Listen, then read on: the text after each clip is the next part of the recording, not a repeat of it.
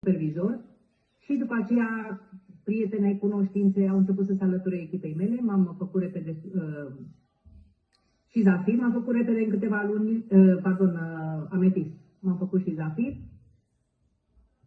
Și la un moment dat mi s-au încrucișat mie cablurile, mai aveam 5.000 de puncte să mă fac rubin și am lăsat această companie. O spun pentru că sunt multe persoane care au lăsat compania și să le încurajez să se întoarcă. Mă urmăresc acum, le-am dat link-uri.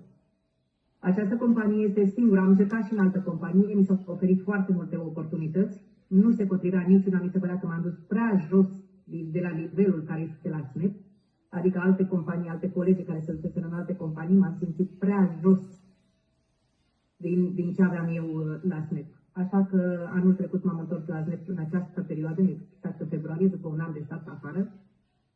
Și pot să vă spun că este locul care mi-a dat cea mai mare libertate, cea mai mare încredere în mine. Locul unde mă regăsesc din toate punctele de vedere.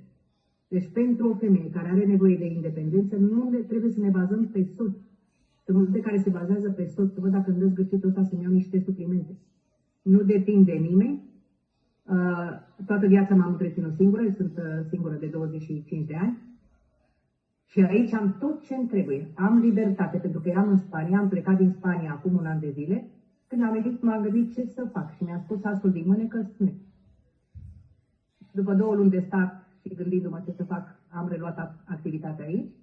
O să vă spun că sunt cea mai fericită bunică. Am un nepoțel, îmi petrec timpul cu ei când vreau eu, plec unde vreau eu, fac ce vreau eu, îmi cumpăr ce vreau, nu depind de nimeni. De ce? Pentru că aici am această oportunitate să mă și formez, să am și încredere în mine ca persoană. N-am spus că am avut foarte mari probleme de sănătate, le-am rezolvat cu suplimentele de la SNEP. Iar aici m-am format în tot ce este, ca forță, ca